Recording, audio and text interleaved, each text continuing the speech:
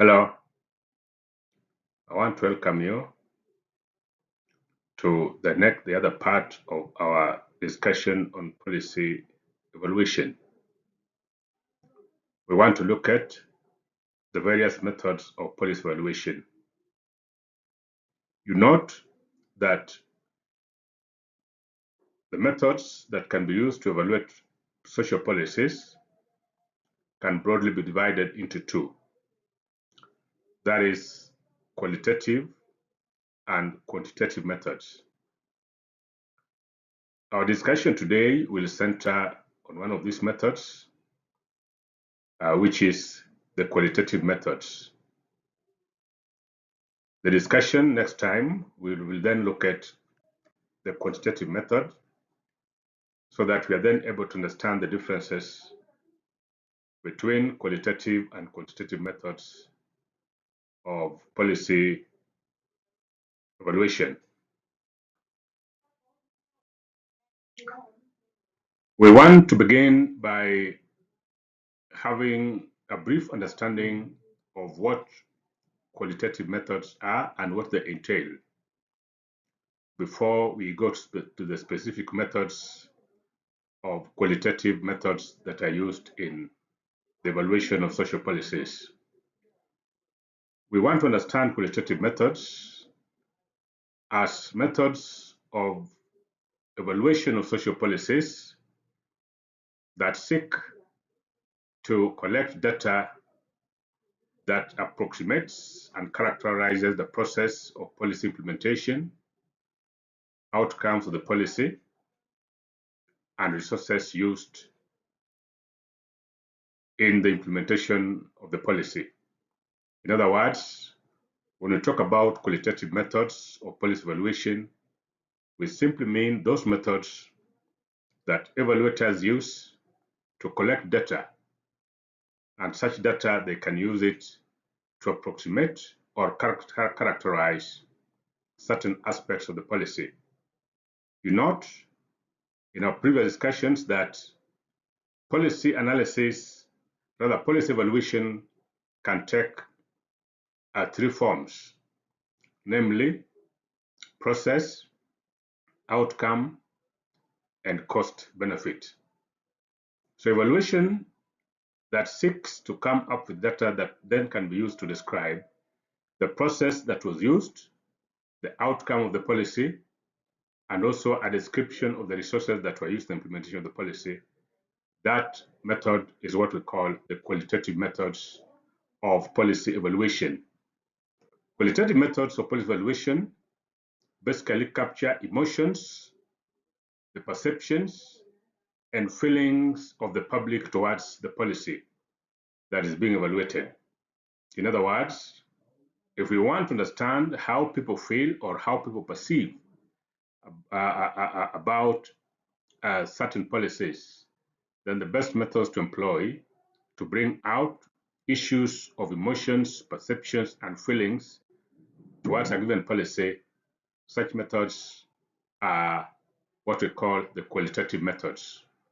Qualitative methods of policy evaluation mostly consist of open-ended questions and descriptive answers, but very little, if any, the numerical value, because the entire purpose here is to capture what people feel and think about the policy. And in that case, therefore, we seek answers from them by using questions that are broad, that are not, whose responses are not fixed. That way, then, we give the public or beneficiaries of the policy and other stakeholders the leeway within which to provide sufficient responses towards the issues that are being sought about a given policy. This method enables evaluators to gain insight into how the public perceives and feels about the policy, and also improvements that stakeholders view or consider as being critical in enhancing successful implementation of the policy. That is, if we use qualitative methods, we're able to gain or gain insight or gain great understanding of the issues that are being evaluated about the policy. Let us then now turn our attention to the specific methods that can be used to evaluate social policies. One of the methods is called community meetings. The approach to our discussion of these methods will be: one, to explain what each method is, and then provide advantages and disadvantages of the various methods. That approach is important in terms of enabling evaluators to understand whether or not to use a given method.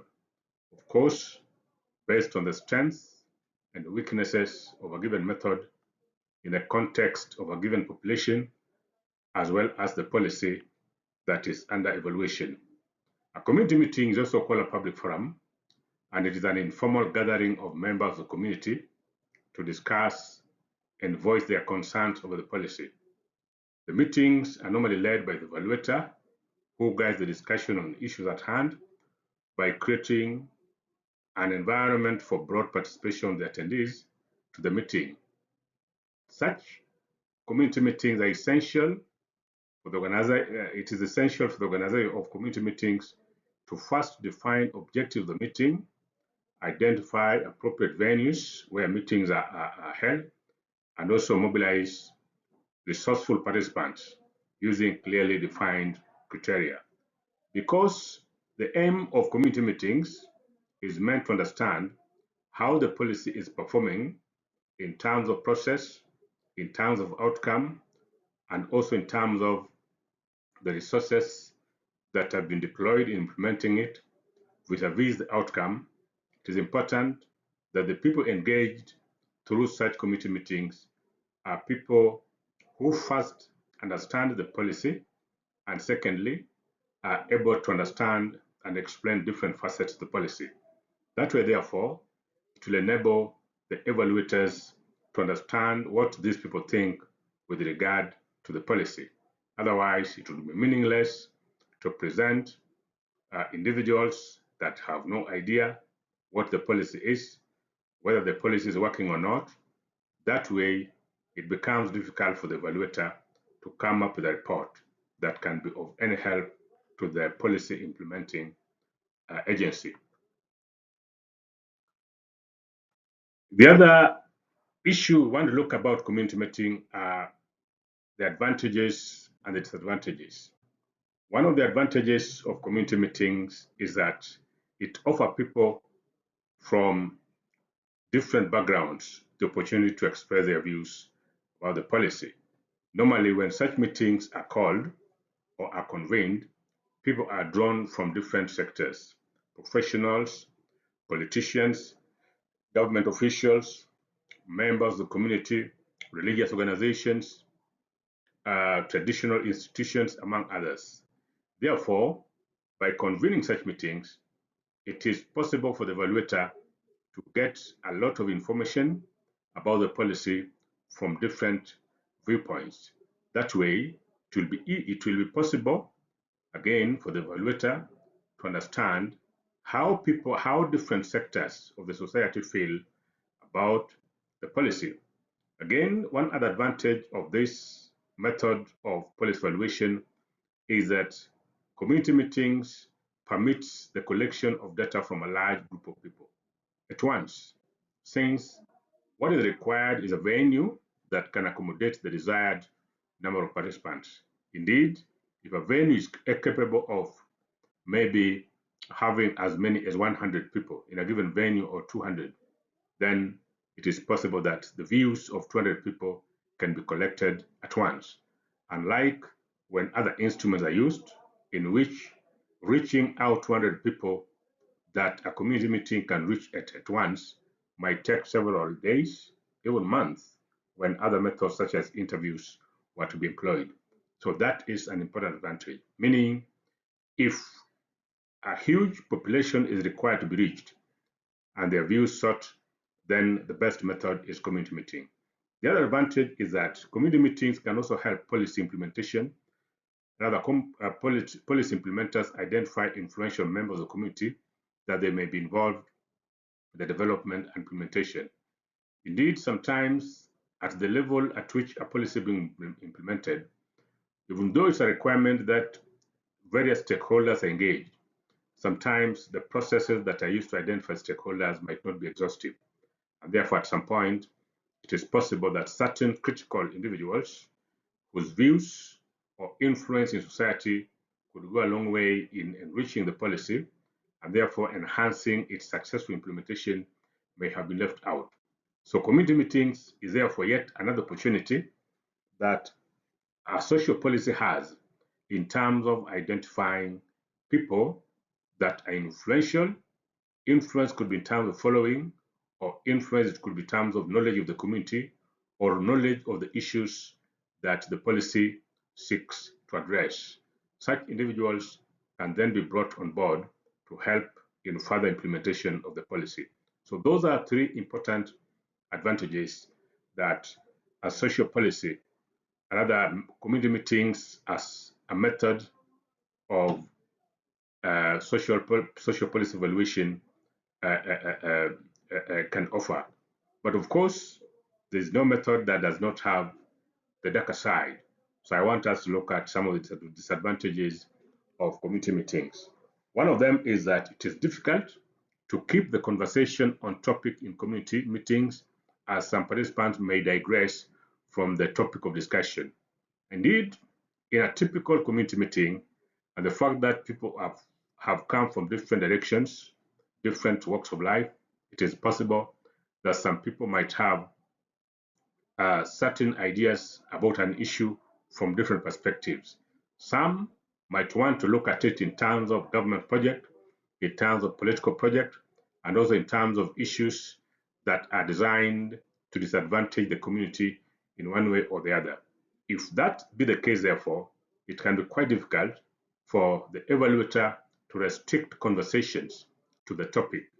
Indeed, even when rules are available that direct individuals to focus simply on the topic of discussion, sometimes it can be quite difficult to completely fulfill that particular rule. The other disadvantage of community meeting is that community meetings may be influenced by social constraints such as gender disparities, age, power dynamics, cultural norms, literacy levels, among others.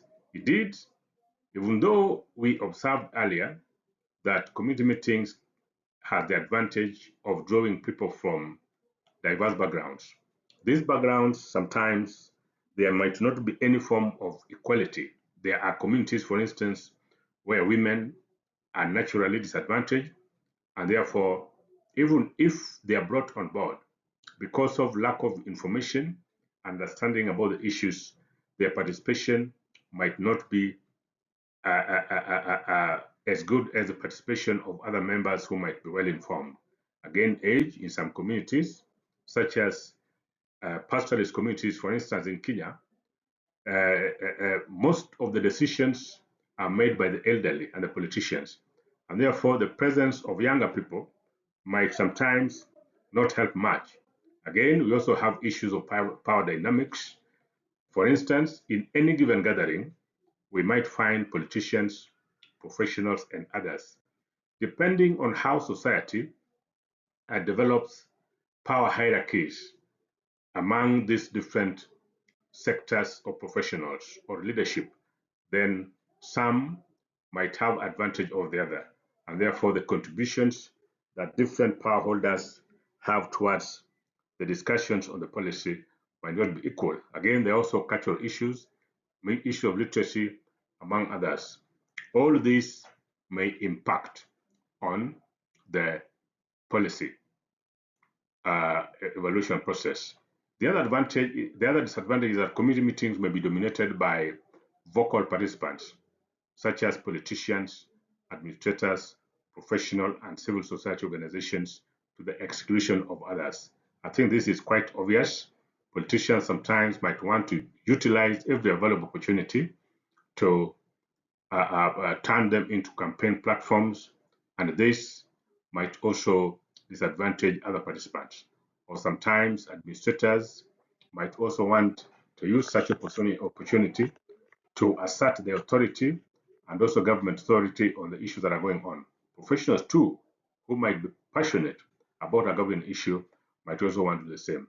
The same would also go to civil society organizations. So it is possible, therefore, as observed here, that community meetings might be dominated by vocal participants. The other methods of policy evaluation that we want to look at is called interviews. And interviews is a conversation between the evaluator and target groups, where the latter provides information on the specific aspect of policy and evaluation. And interviews can be structured, semi-structured, or unstructured. It is structured when it has a specific set of questions and the discussions are restricted exclusively to those questions that have been identified beforehand. It is semi-structured when it has certain questions to begin the interview, but as the interview progresses, additional questions can be asked depending on the responses that are given. It is unstructured when there is completely no questions that have been developed to start off the interview. The interview begins without any question, but as the interview progresses, questions come up and they also evolve as the interview advances. So that all these things, they might have, depending on the type, again, there are certain instances in which structured interviews or structured interviews are appropriate.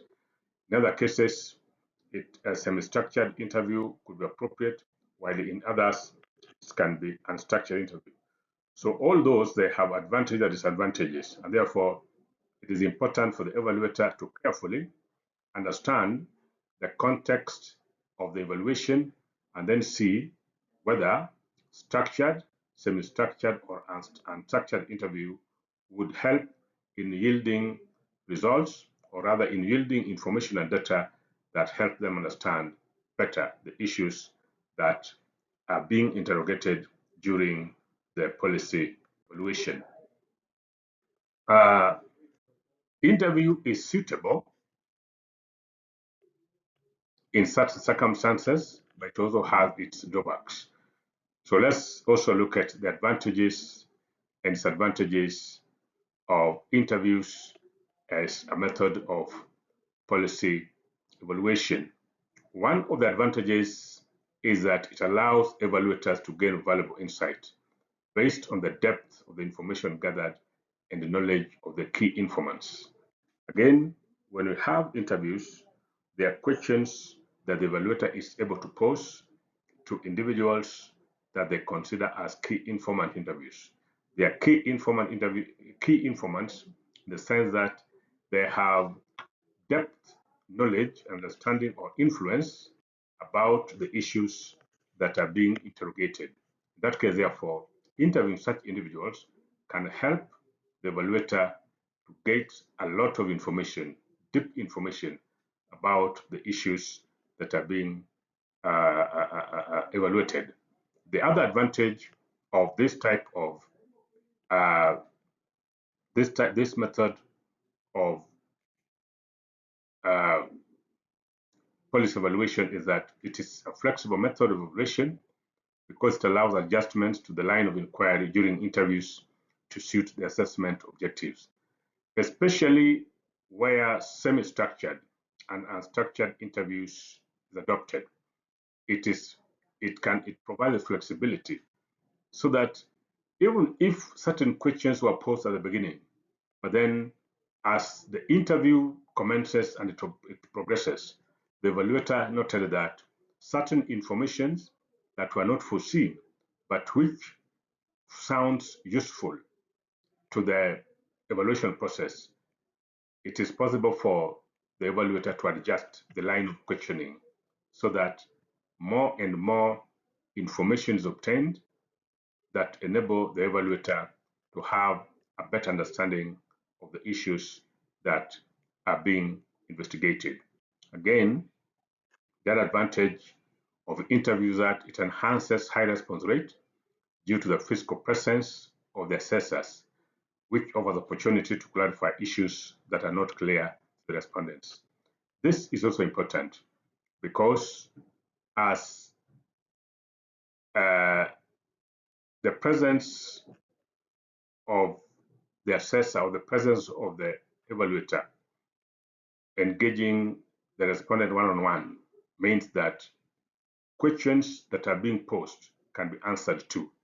And if certain answers are given, which leaves certain gaps, then follow-up questions can be raised to clarify the issues. Again, it also offers the interviewer or the evaluator the opportunity to clarify certain issues or standpoints that might not be clear to the respondent. That way, therefore, it is possible to yield better results in terms of response rate. But interviews also has certain disadvantages. One of them is that preparation for fieldwork, training of such assistants, and securing appointments with a key member of the target group might be time consuming. Interviews are good, but getting the right people to engage for purposes of getting answers to the questions posed during the evaluation might be quite difficult because people, the fact that they are key members of the target group also suggests that they could also be engaged with other activities. And because of such engagements, sometimes securing appointment with them can be quite difficult. The other disadvantage is that this method of evaluation is not suitable for evaluation of policies where a large number of respondents need to be engaged. Indeed, interviews is time consuming. Sometimes you can spend as much as 2 hours with one individual. And if, for instance, you are to interview 500 people, then it is possible to see that you'll require several days or months to enable you manage that kind of number. Sometimes it might force the organizations to deploy several interviewers, some of which might not be having the right skills to carry out interviews. Therefore, that might affect the interview itself and also the quality of information or data retrieved from such interviews. Lastly, some respondents may also perceive being interviewed as an invasion of their privacy and therefore upsetting them. Because interview requires the interviewer to be present, the evaluator to be present, some people do not lightly take the presence of a person they consider is a stranger. And because they perceive such as an invasion of their privacy and the process, it can hinder them in terms of opening up and in terms of giving in-depth information that would enable the evaluator to understand the issue and interrogation in a more comprehensive manner. So that is a clear disadvantage to the interview as a method of policy evaluation. The other method that is used in policy evaluation is called focus group discussions. And a focus group discussion is a method of policy evaluation that involves gathering people from similar backgrounds or experiences together to discuss policy under evaluation. It is used to gain in-depth information about public perceptions, attitudes, beliefs, opinions, or ideas over the policy. And the method aims to obtain data from a purposely selected group of respondents rather than from a statistically representative sample of a broader population. The respondents is gained by the evaluator who rather is guided by the evaluator who introduces topics for discussion and helps the group to participate in an open and frank discussion. There are several rules that an evaluator that using focus group discussion is meant to have, and this might include where the meetings are conducted, who attends the meeting or the criteria that is used to select the respondents, how long the meeting is done, and also rules that permits quality participation as well as broad-based participation. So it is important that the evaluator carefully reads, understands the focus group discussions in terms of what can enhance successful uh, successful delivery of results when FGDs as a method of policy evaluation is employed. Let us then look at some of the advantages and disadvantages of focus group discussions as a method of social policy evaluation. Focus group discussions, one, facilitates group dynamics, which can be a source of useful information, which is largely absent in individual data collection. That is, when you bring in a homogeneous group, they may be homogeneous because they belong to the same social category, but each individual could be unique in terms of experiences and their grasp of ideas. And therefore, when they are brought together and they discuss these issues deeply, it is possible that the element of group dynamics can be quite useful in terms of obtaining the kind of information that the evaluator needs. The other advantage is that focus group discussions are useful when the evaluator wishes to gain insight of issues that are not easily quantifiable. I noted this earlier when we were beginning that data, qualitative data, is data that we cannot quantify. We can simply describe and characterize.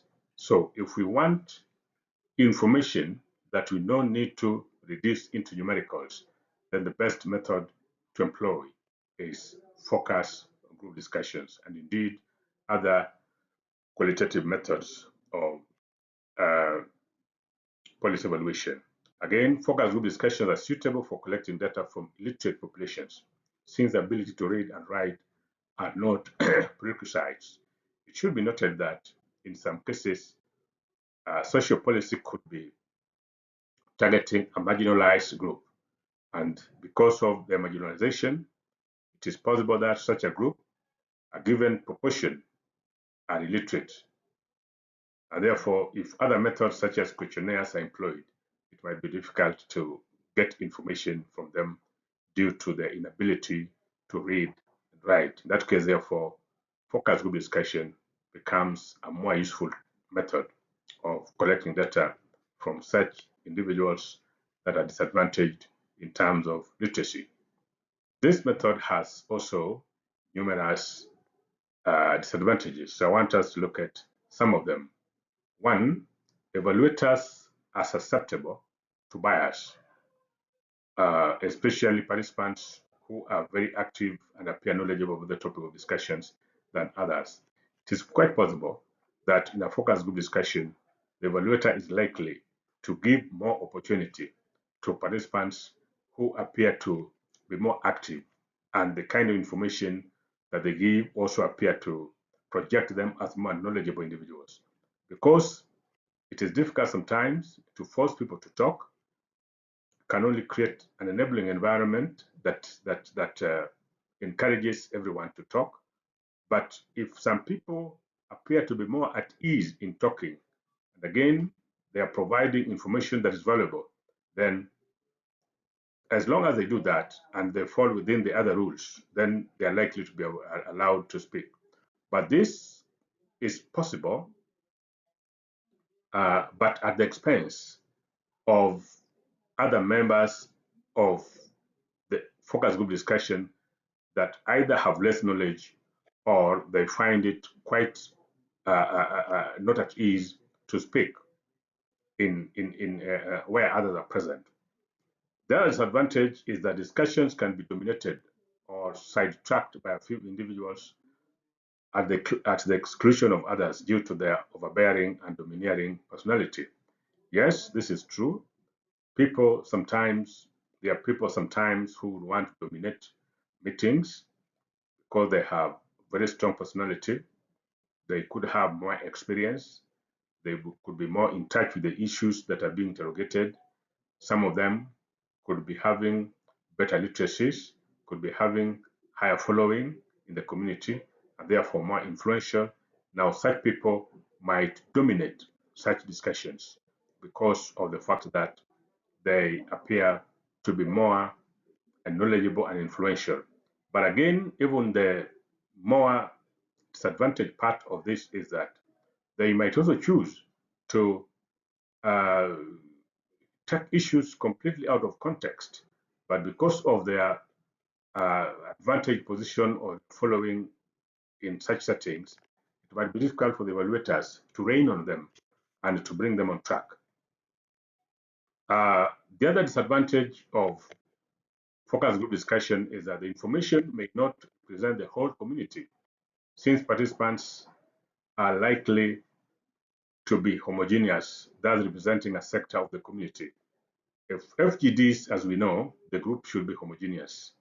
Unless now several FGDs are held that now targets diverse homogeneities, then if only one sector is engaged, then it is possible that the views that are given might only be focusing or representing their views. For instance, if you engage teachers and you leave doctors, or vice versa, then it means therefore that because teachers is a homogeneous group, doctors are a homogeneous group, it therefore means that it is only their views that would be presented. Therefore, that might not reflect the views of the entire community that is meant to benefit or whose lives are meant to be changed by the social policy that is being reviewed. The last method of social policy evaluation that we want to look at is called direct observation. Let's begin first by understanding what observation generally is. An observation is a way of gathering data by watching behavior, events, or noting physical characteristics in their natural setting. So when we talk about observation, we simply mean a method that we want to use to evaluate social policy, and we use it by gathering data. And we gather data by watching what is happening, people's behavior, events that are occurring, or writing down certain characteristics that we observe in a given natural setting. Our concern here is, of course, direct observation. Now, direct observation is when the evaluator watch interactions, processes, or behaviors as they occur in the context of the policy. For example, observing and recording the time patients take before being attended in a hospital to determine whether efficiency and timeliness is being adhered to in a healthcare provision. We are saying, for instance, if there's a policy that was designed to enhance or to reduce the amount of time that patients take before they're attended to, maybe through automation and other things. So sometimes an evaluator of such kind of social policy might be interested in looking at whether that particular policy, provision, or directive is achieving its targets in terms of reducing the amount of time that patients take before they are attended to. So a direct observer would simply go to a hospital setting, sit somewhere, record the time a patient enters, and again record the time a patient is invited by the doctor or a health professional for observation. That time difference is then noted down, and then it can be compared with the time difference that was there before the policy was set up. This would enable the evaluator to see whether timeliness and efficiency is being achieved or not. Again, direct observation allows evaluators to understand practical situations that constitute policy implementation on the ground. When direct observation is used, the observer goes to the ground where a given social policy is being implemented. And by doing so, they'll be in a position to understand whether or not issues on the ground are the way they were projected to be. Let us look at some of the advantages and disadvantages of direct observation as a method of social policy evaluation. One is that it is useful when the policies being evaluated target sensitive populations with whom understanding the impact of the policies on their well-being requires observations and actions. We have groups such as marginalized groups, persons with disability, the poor, among others. These groups, they are considered as sensitive populations. And the only way to understand how well a policy is changing their lives or not is through the use of direct observation. Sometimes interviewing them might not provide the entire answers because by observing it is possible to note down visible features that indicate that they are now leading a better life or not. Again, the method is also useful when evaluating policies in which people are not willing or incapable of providing information. There are certain areas that become quite difficult for people to engage and therefore freely talk about what they think about a given issue. Or sometimes they simply do not have the capacity in terms of knowledge or awareness to accurately depict what is happening. For instance, a casual observer, an ordinary person, uh, might not uh, interpret or see the cutting of trees as uh, posing danger to environmental degradation. And if that's the case, then it becomes difficult. Or sometimes government officials might be reluctant to give information about how things are on the ground. But they might want to create a very rosy picture that things are good. So by engaging in direct observation, it will be possible for the evaluator to sidestep those individuals uh, that are hell-bent on providing information that's not accurate by directly going to the field and making a direct observation. The other advantage of direct observation is that it offers the evaluator the opportunity to directly see the achievements or risks that are faced by the policy rather than relying on what policy implementers provide. Sometimes policy implementers might create a rosy picture just to create the perception that the policy is being implemented well and therefore it is yielding fruits. But that might be contrary to what's on the ground. So by using direct observation, it is possible for the evaluator to clearly capture exactly what's on the ground and then use that to compare with what he or she is told by the policy implementers. Any discrepancies is therefore only possible to ascertain when we use direct observation. Uh, this method also has certain disadvantages. One of them is that direct observation is prone to the observer bias, which can affect the overall validity of the results.